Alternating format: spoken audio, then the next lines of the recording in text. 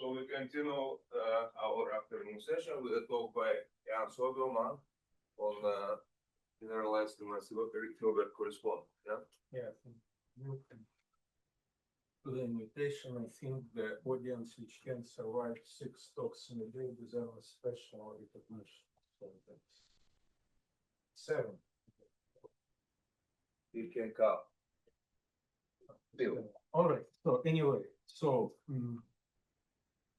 I start with a reminder of what is a Riemann-Hilbert correspondence in the from the conventional point of view. Well, goes back to Hilbert having a monodromy Fuchsian differential equation on the line. You want to reconstruct the equation itself. So more advanced point of view is that you have a category of bimodules, maybe with singularities, which can be regular, like first order pole, or irregular, and you want to construct an equivalent category. So example of such a statement goes back to the beginning of 80s. So Kashivara proved that there is an equivalence in the derived sense, everything is derived, between the holonomic bimodules on a complex manifold with regular singularities and the derived category of constructible sheaves on the same manifold. So the equivalence functor is not a mystery. It's not mirror symmetry. Having a bimodule, you assign to it a derived sheaf of solutions, R dx from the bimodule M to actually to the sheaf of functions. But you can consider similarly to algebraic geometry points not necessarily in regular functions, but whatever, maybe in some other sheaves. Anyway, so that's equivalence, and it's a prototype of many other results which people wanted to prove. For example, recently, Daniola and Kashivara tried to establish, and to a big extent they did succeed, establishing the same kind of result for irregular bimodules, which How recently did? Recently? Not that recently. That's what Maybe. Well, it depends. You see, in mathematics, thermal. No, it's not 80s.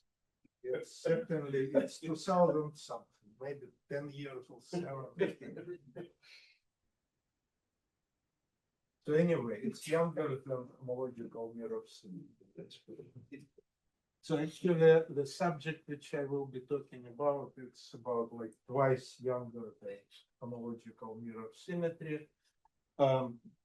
So it's part of the bigger program of Holomorphic Floer Theory, which we started with Maxim about 2014, and generalized Riemann-Hilbert correspondence, or rather a global one, because as I explained, there is a local version as well.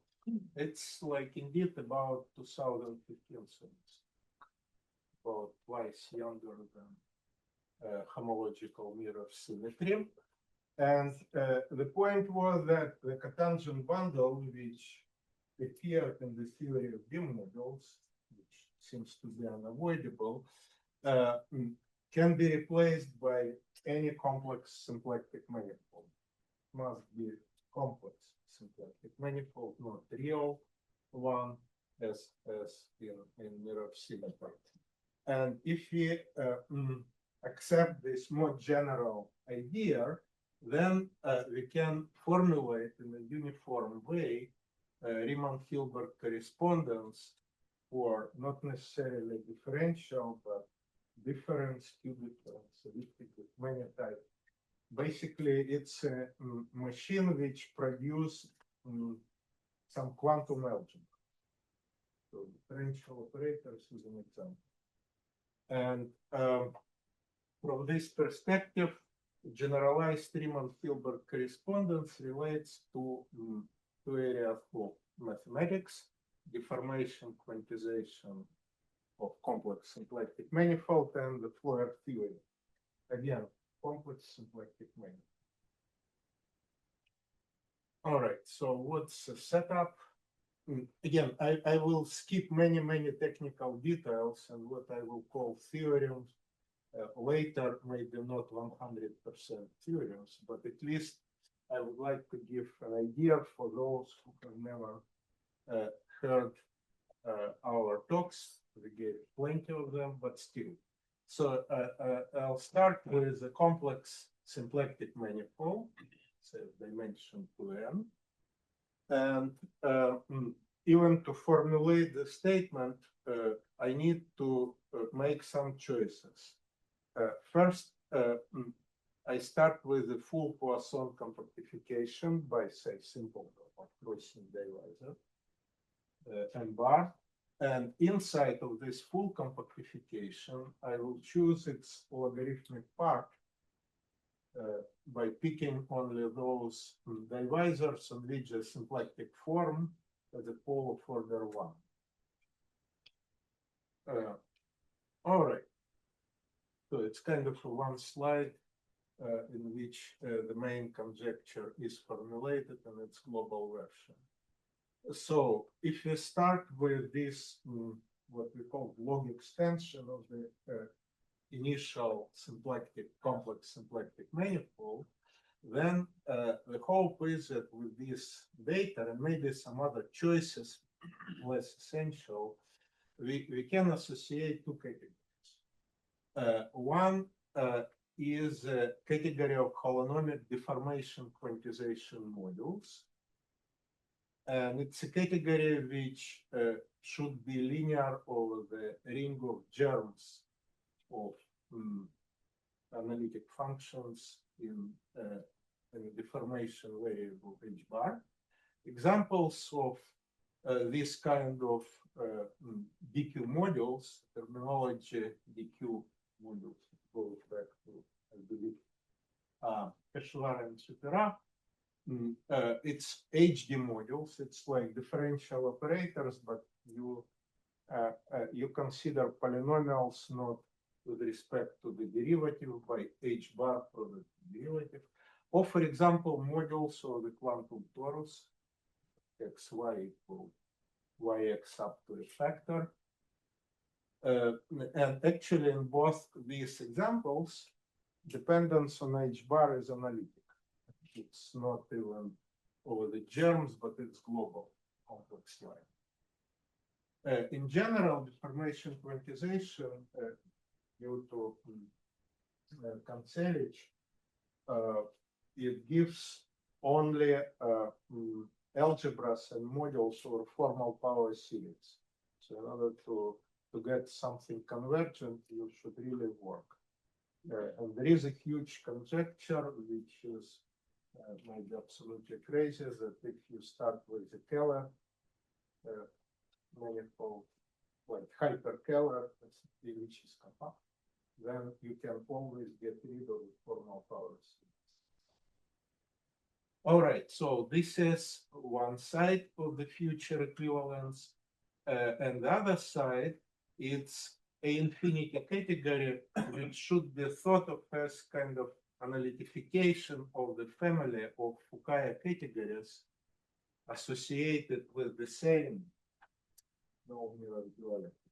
with the same complex symplectic manifold, and with a real symplectic structure, which is the real part of the rescaled holomorphic form, and also with the B field, which is imaginary part. Okay.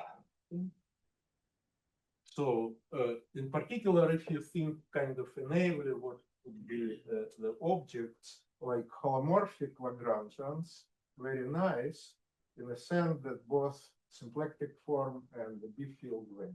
But there can be also real Lagrangians end up with bundles which are no longer flat, but the curvature, they carry the connection with the curvature equal up to a factor with B.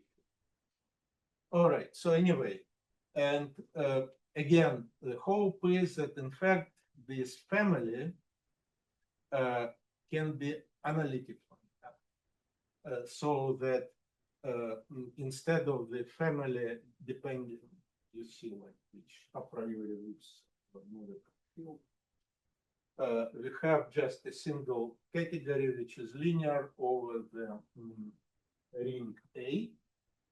It's germs of meromorphic functions at 0, so same H bar.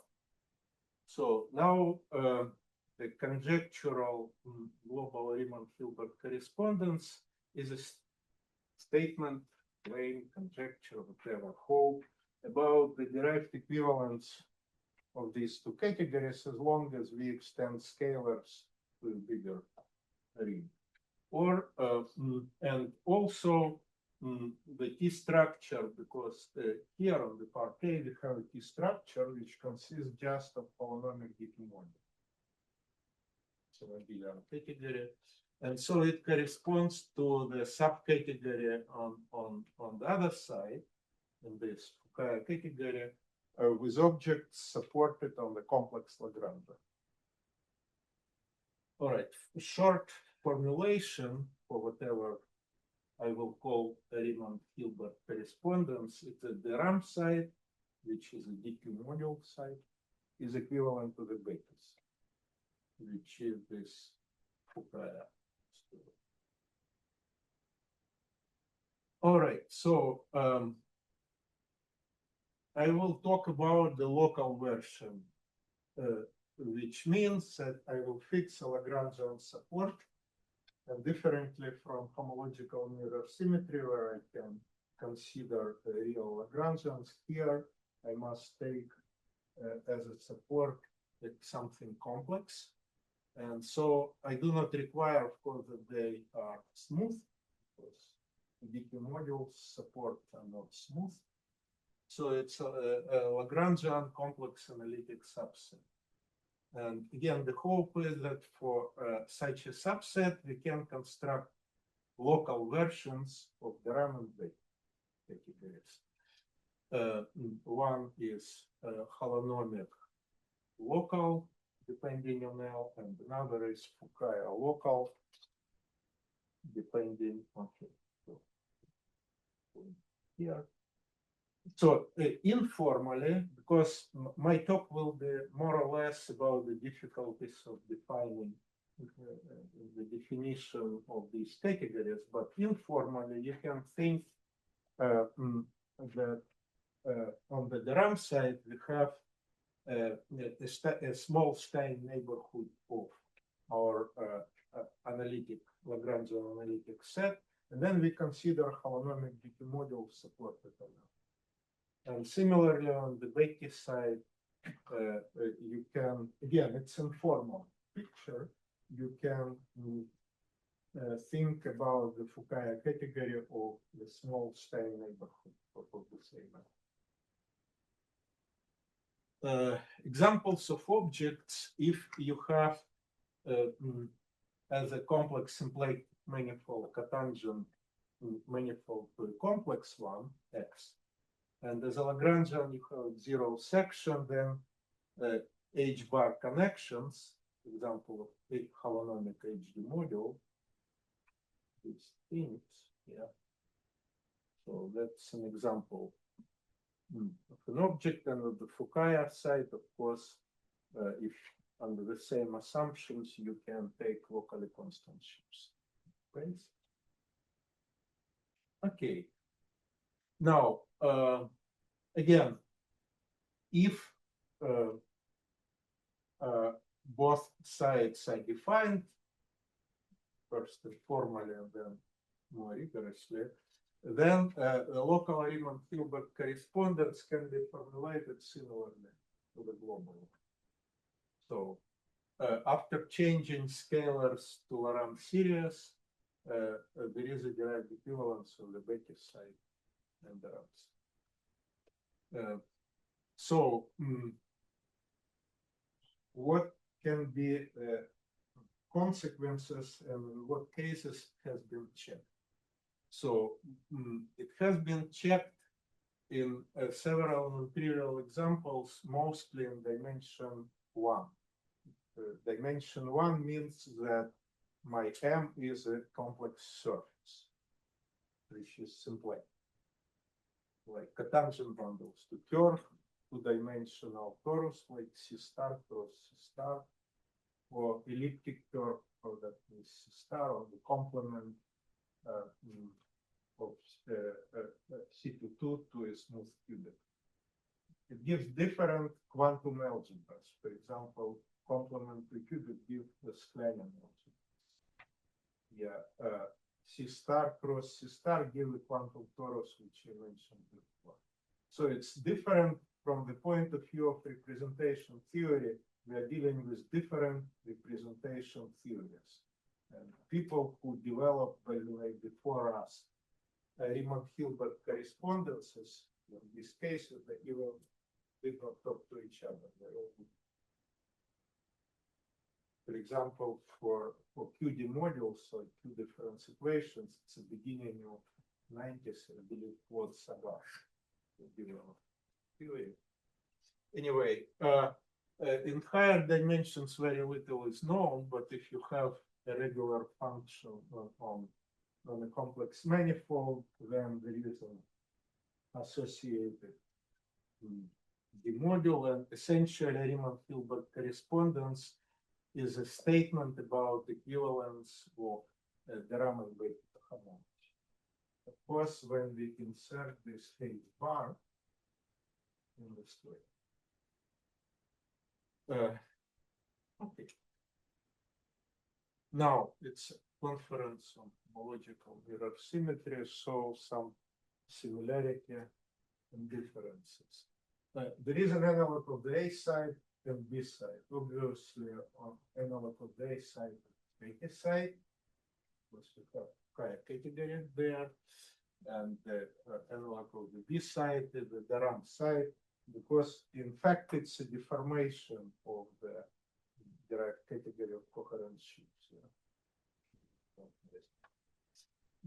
There is no mirror dual manifold, so if you'd like everything a little bit similar to a mirror symmetry of hyperkähler. So, but it's the same same manifold, and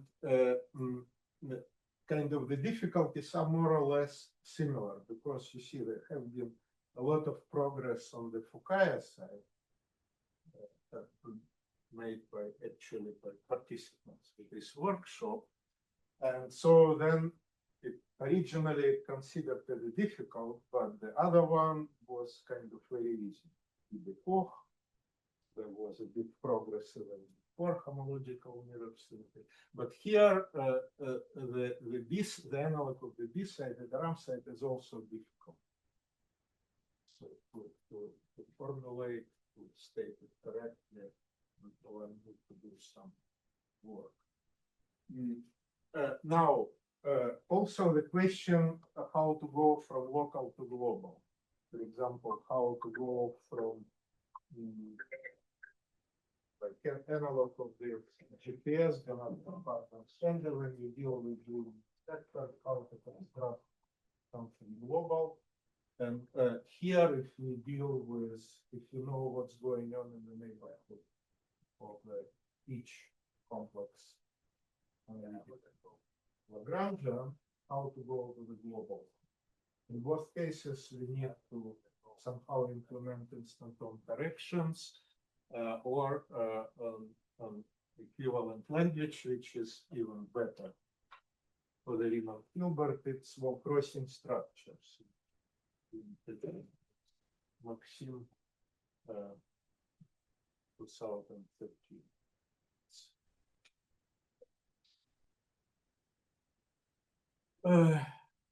All right. Now I'm going to talk about the local story and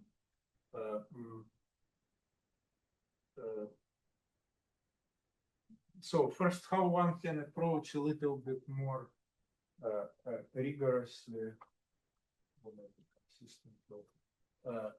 the Raman side. So On the other side, one can try to use the result about the deformation quantization due to in the complex symplectic case due to Maxim, then Kashivara, well, and many other people because it's symplectic, it's simpler. So there is a sheaf of algebroids over formal power series.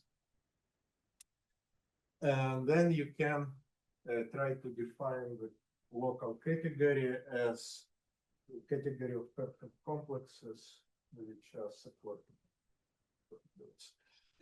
On the data side, it's again, it started with Maxim, so this skeletology, you can try to build a co-sheaf of categories on your singular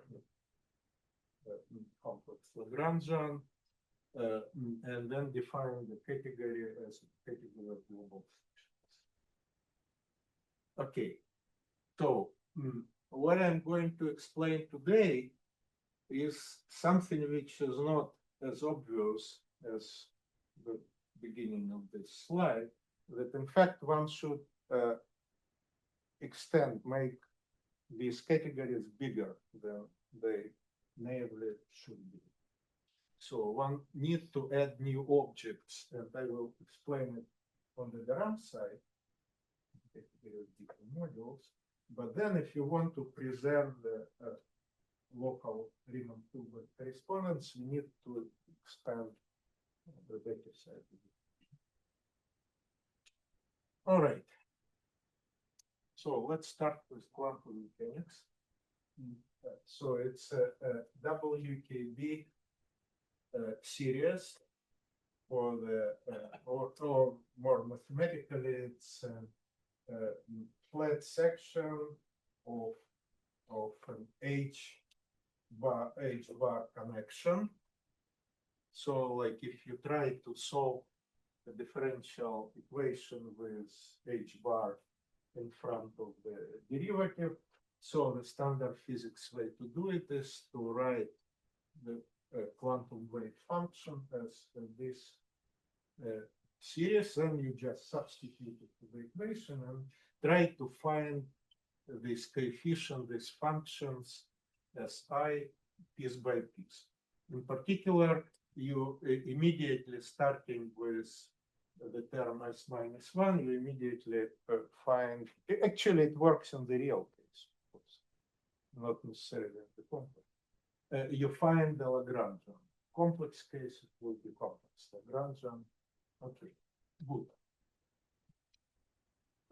And quasi-classically, if you want to recover something on the quasi-classical level, you just throw away something starting with the power H and K. But what kind of people noticed, but did not pay much attention to this, that one can consider more general quantum wave function. So the difference between this and the previous one is that there is a finite sum of a rational exponent lambda. So these WKB expansions, well, these quantum wave functions can be thought of as a generator of cyclic modules, or the corresponding algebra of H differential operators. And such cyclic DQ modules with these cyclic vectors, they do appear. Yeah. And they appear when you, for example, look in the space of H bar connections, you look for the straight line, for the path, which hits an important point in the modular space of Higgs bundles. Namely, this A minus 1, the matrix is nilpotent. All right. So then we have new DQ modules. How one can think about them geometrically? So if we replace, you see, these SIs, in fact, when you try to find them as global function, you cannot do that. They are defined only their differentials along the time. And so then we have, in fact, a path in the space of closed one forms. And alpha minus 1, it's a differential of S minus 1. Yeah. So locally, the differentials of the coefficients of WKB expansion. And so then they can be thought of as a deformation of the differential of S minus 1. Of this one, UL. Yeah.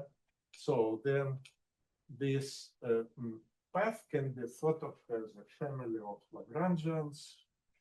Good. But now when we have some rational exponents between 0 and 1, we have not only the all deformations, which start with something which is O of H bar, but we have some intermediate.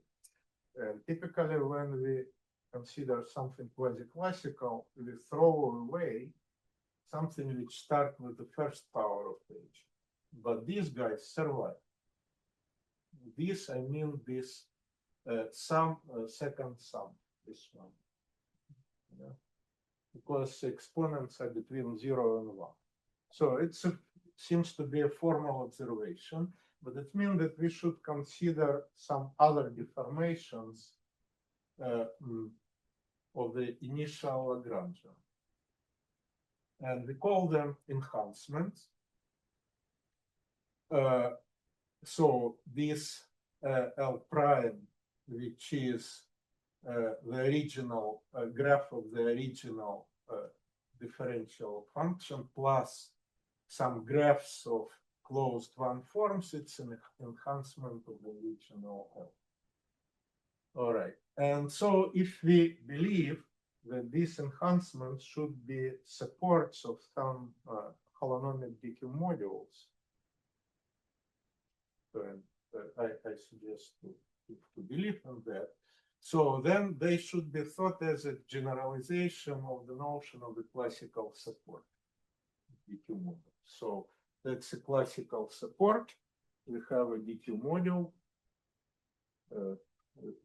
We factorize by the first power of H bar. So typically it's a coherent sheaf. If it's a coherent sheaf on our symplectic manifold. And that's it. There is no parameter H bar in the story. But in fact, there is. It's hidden in the story. And now how, what I'm going to discuss it, framework for geometric description of these enhancements, and then conjecturally the categories which we should associate in order to incorporate these enhancements. So since the H bar survives, so we should consider families, and these families will be formal families of initially of complex symplectic manifold, but I will compactify them fiber-wise. So it will be formal families of complex Poisson manifolds. So it's a mixed object. It's formal in one direction, and it's indeed complex in the other one. So we need some language. Well, this is one possibility, what we call semi-formal analytic space. But again, if you do not like this, just forget about this difficulty and think that instead of a formal disk, we have just an analytic line. But if you want to be kind of a little bit more pedantic, so you should define the category of semi-formal analytic spaces as ringed spaces subject to some conditions which you can ignore. What's the difference between formal and analytic space? Because it's not a formal. Oh, It's not a formal, it's not analytic, it's formal in one, it's, you know, like, that's in some directions it's formal. I mean, it's, you can invent several formalisms, I'm sure. Okay, so anyway, so let me just speak about formal families of, say, Poisson manifolds, basically, without kind of going into But by the Maxim Kontsevich theorem, that's the same as choosing the deformation quantization formula. you will see that it's not. I mean, it's a very first step. So let me consider. Let me proceed. What is not? He proved that all the deformation quantizations are the same as choosing a formal Poisson deformation. Cool. Maxim? Well,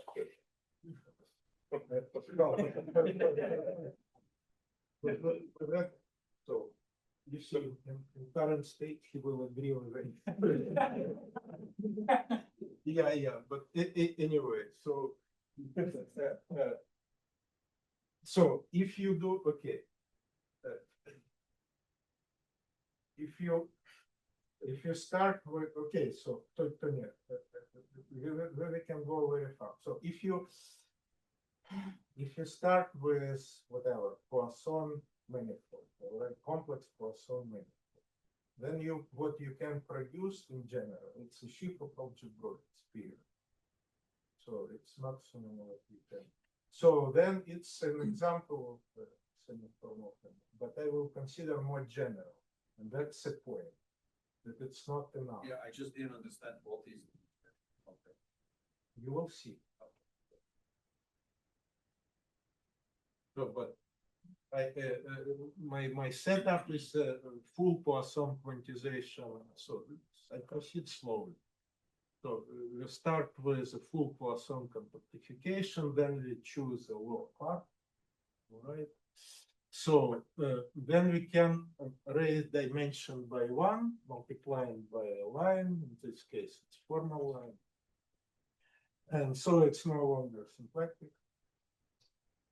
Now it's Poisson with this Poisson structure. Product of the one which you have with the parameter h bar. All right, so then in this, this is sort of initial Poisson. We will do something in order to incorporate it. But that's what we have. We have two divisors. The vertical one, which is just a fiber at 0, it consists of 0-dimensional symplectic leaves. And if you choose a horizontal, this log, then we have a horizontal. So we have something Poisson with two divisors.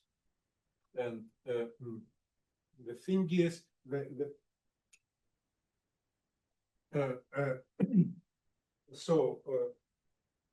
this is what indeed the kind of, if you like, deformation quantization give us, but what I would like to say, in order to incorporate this extended enhanced supports, I will need to make blow-ups of this Poisson. And this will break the whole structure. So I will need to consider more general object, which we call Poisson triple. And example is indeed this product thing, but there will be more general. And so the Poisson triple is, well, semi-formal, if you don't like, just a Poisson manifold, ended with the Poisson structure P and the central function, which on the previous slide, it was just the H bar. So then, in general, Poisson triple is a family of complex Poisson manifolds, so formal disk. And so we require that the fiber at 0 always is a simple normal crossing divisor, say compact. It's a vertical divisor, and we also have a horizontal divisor, which is at the very beginning, it's a product of this log divisor with a straight. Very, very simple thing. And what we'll do next? So in order to incorporate enhancement, it's an idea very much similar to what one can do even for irregular bimodals. For example, for meromorphic connections on the curve. If it's meromorphic, it has some irregular behavior at singular point, and you can interpret it geometrically. You take a symplectic surface, which is a cotangent bundle. You compactify it fiberwise, so adding a copy of your curve at infinity, and then you take a regular point, look at its corresponding point at infinity, you start to make blow-ups. You make blow-ups, which mean that your initial symplectic manifold, potential curve, we add some divisors. And the divisors which we keep will be log divisors. So in terms of the spectral curve, this means that initially my spectral curve goes to infinity, kind of with a higher order, and after making blow up, it will hit collection of log divisors transversally. So that's a way how we can geometrically incorporate irregular behavior. So this enhancement, it's irregular behavior with respect to the Planck constant. So we would like to add some. Yeah. No, generalization. It's not generalization. It's because an arbitrary complex symplectic manifold. Okay. Yeah. Enhancement. All right. So then. What is written here, it's just more or less what I said, that we want to make modification, Poisson modification. In a sense, if we forget about Poisson structure, then we make blow-ups and the things kind of easy. But if you do Poisson blow-ups, it's not always possible to get a Poisson manifold, and even if you get it, it's not always possible that the exceptional divisor is possible. And then we further want to quantize this picture. So then it's more complicated than just ordinary resolution of singularities. But anyway, the framework that have any Poisson triple, this, if you like, family of Poisson manifolds over the line, we want to make modifications like blow-ups with one fiber. So then we get new divisors, which we still call Poisson. Excuse me, vertical Poisson divisor. And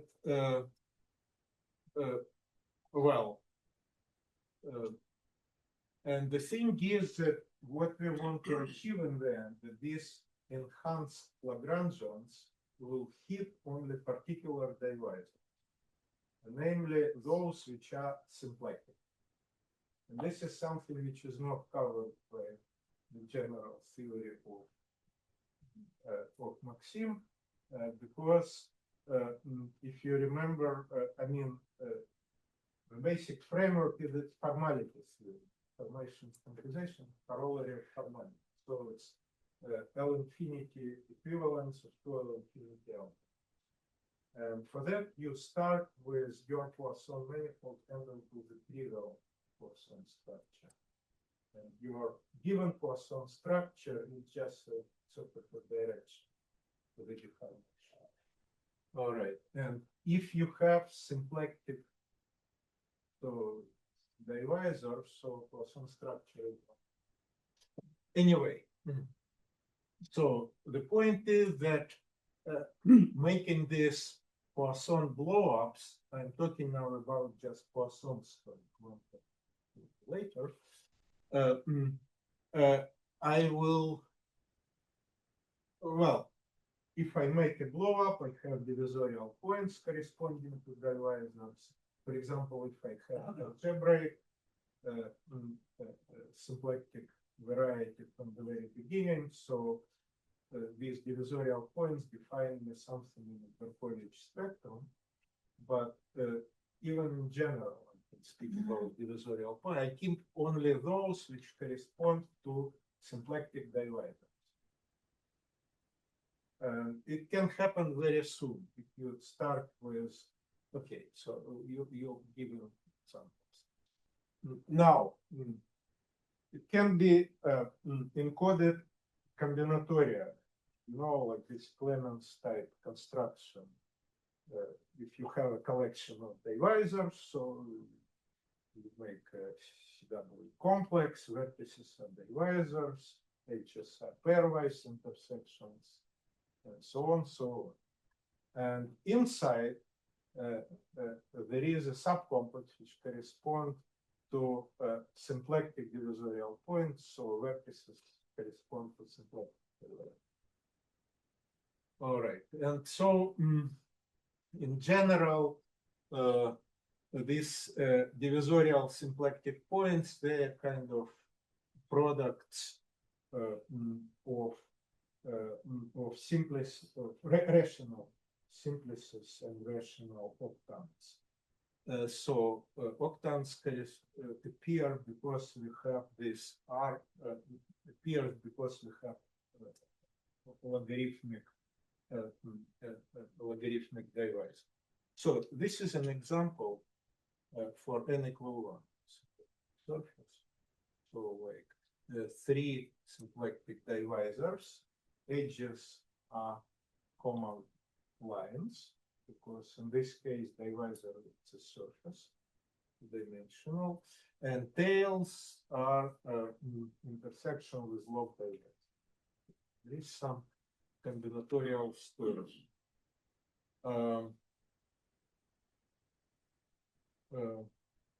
All right, now how it can be used? It can be used in the following way. If we have an enhancement, which is a deformation of some Lagrangian, we want to make a collection of blow-ups, like modifications, so then the proper transform will hit only symplectic divisor. So that's the point. It's a symplectic divisors play the same role as log divisors play in the case of meromorphic connections.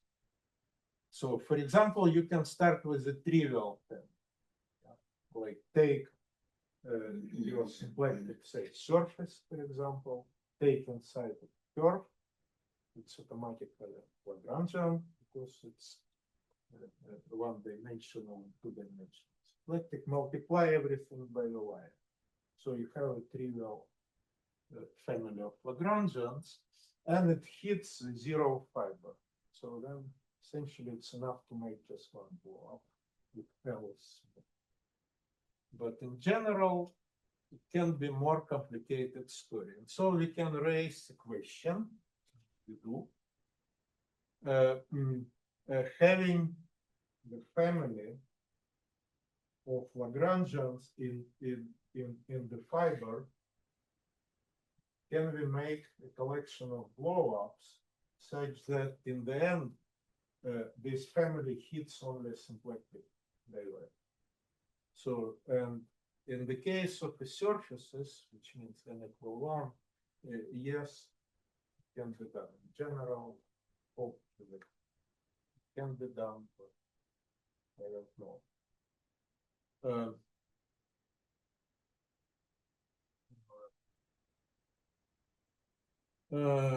In particular, if we go back to this fractional WKB expansion, say in dimension 1,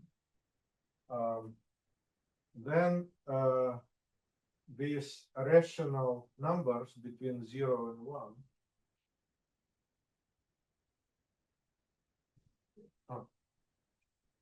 here, these rational lambdas, they should correspond to some symplectic divisors after we make blow-ups in the product of our symplectic surface with the line. Make blow-ups. Let's call them d lambda symplectic. So then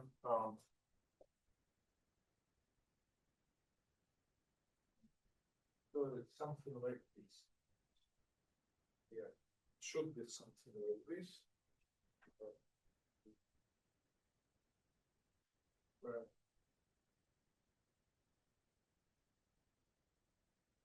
So this is my family of Lagrangians, and I want to hit them symplectic divisor.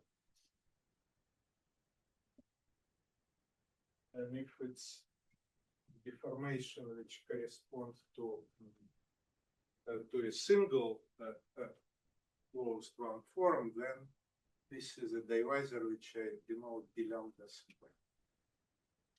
All right.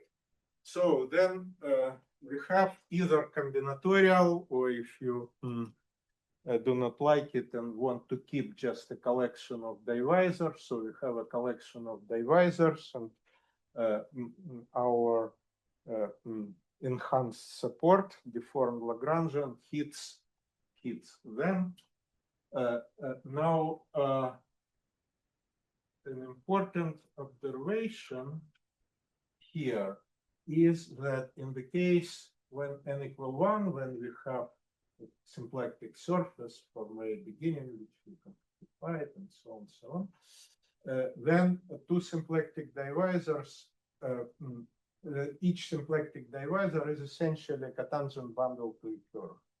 And two divisors intersect by a log curve with respect to a symplectic form to each of them.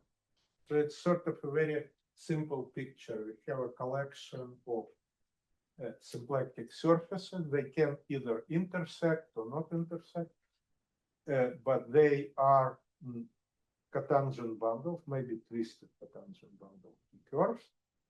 And if they do intersect, so the common curve, which is in fact either C star or the elliptic curve, it's a log curve with respect to the symplectic curve of each of these surfaces. And it helps very much when we try to go to the quantum story, because it's preliminary sort of a Poisson story which we want to quantize.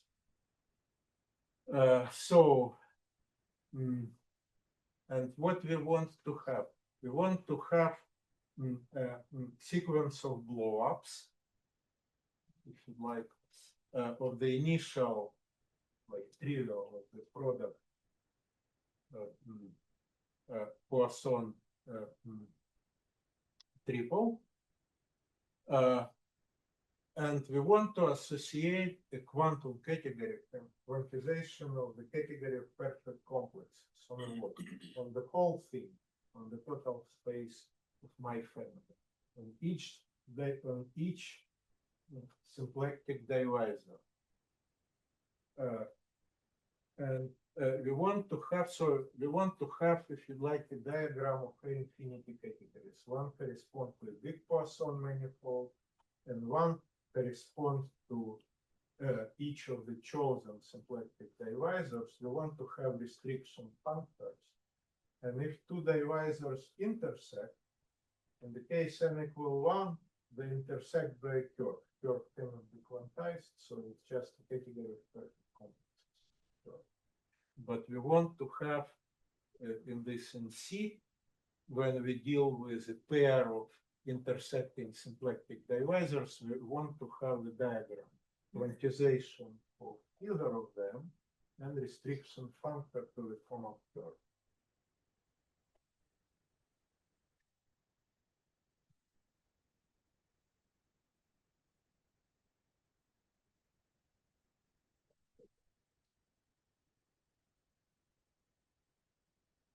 Lambda, symplectic, this is curve C, and this is symplectic, we want to quantize it, and here we cannot quantize it,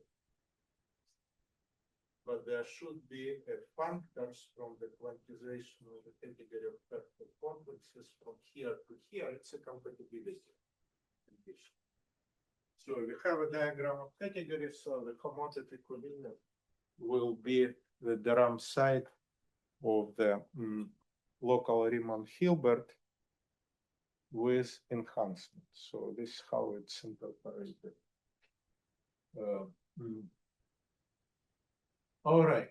but the thing is that we do not know what the quantization of this Poisson manifold, or in this case, sort of a three-dimensional Poisson manifold, because the vertical divisor can be symplectic.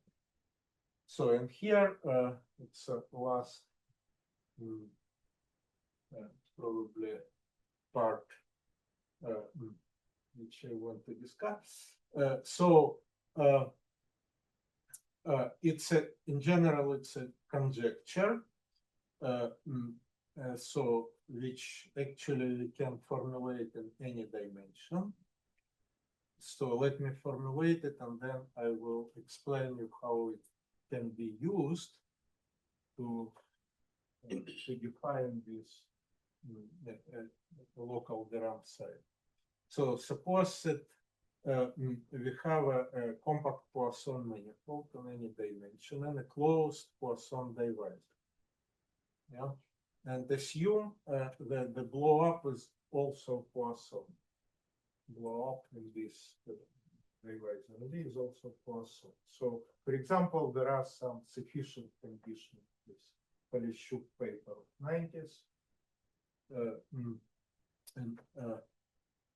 and there are also some conditions when the exceptional divisor is also Poisson. So, this whole paper, and the conjecture is that if we quantize this Poisson manifold, which is a blow-up, we quantize the category of perfect complexes, then there is a semi-orthogonal decomposition very much similar to this Orlov result of 93. So if you remove quant, then you see just Orlov theorem. And moreover, if D is an exceptional divisor, if it's Poisson, then there is a restriction factor.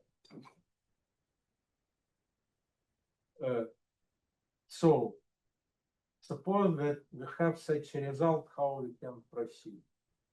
The thing is that when we make Poisson modifications of the Poisson triples, like making blow-ups of the fiber, we do not know the category, the quantization of the category of perfect complexes of the Poisson manifold.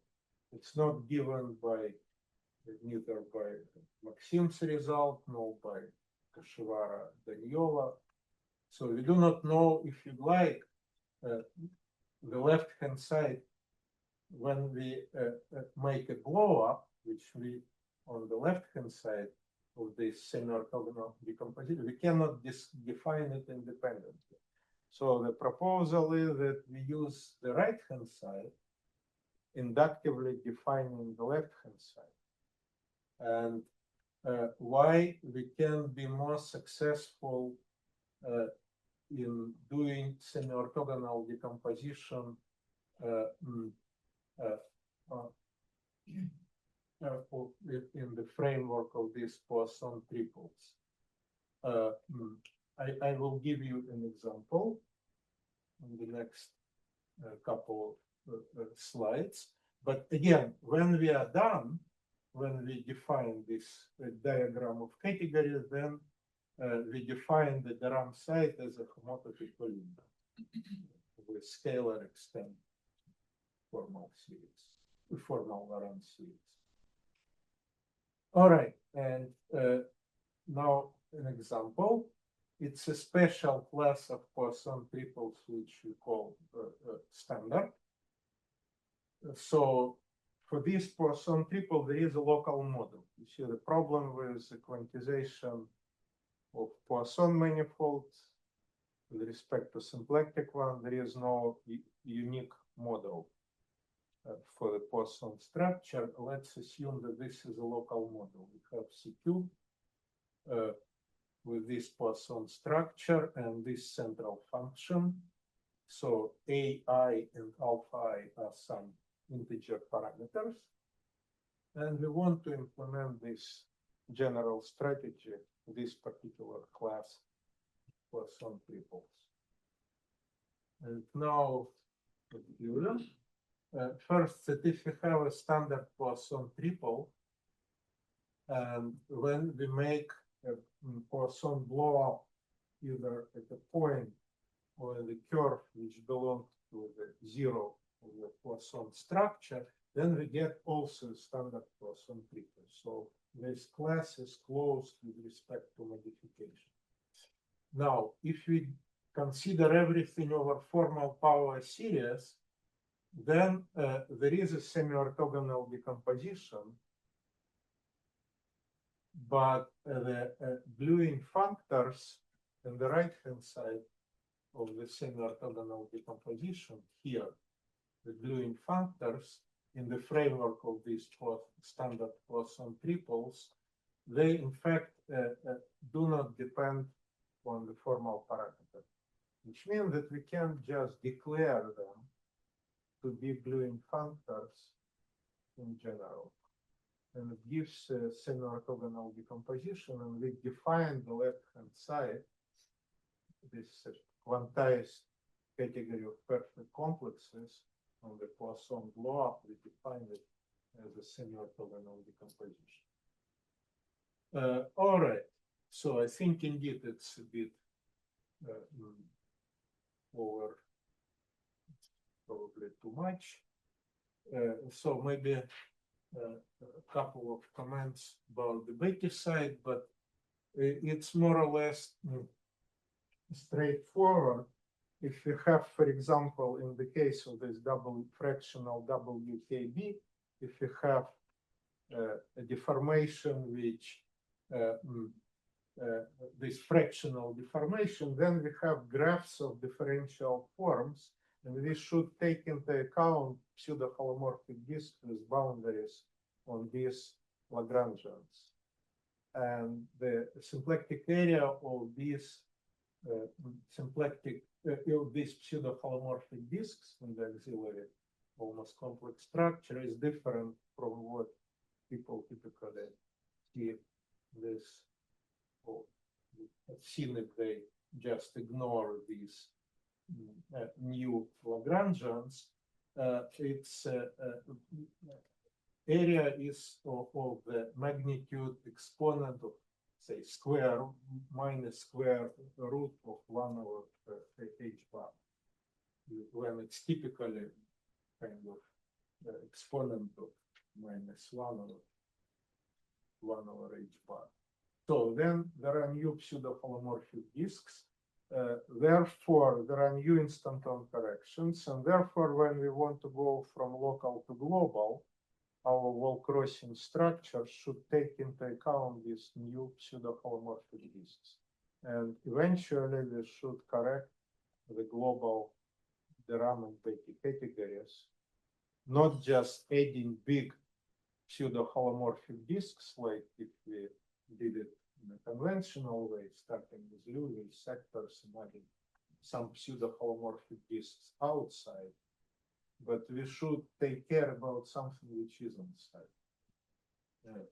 All right, and probably the last thing, it's a relation to the non-Archimedean story, but probably I should not talk about it. All right, so this is it. Okay.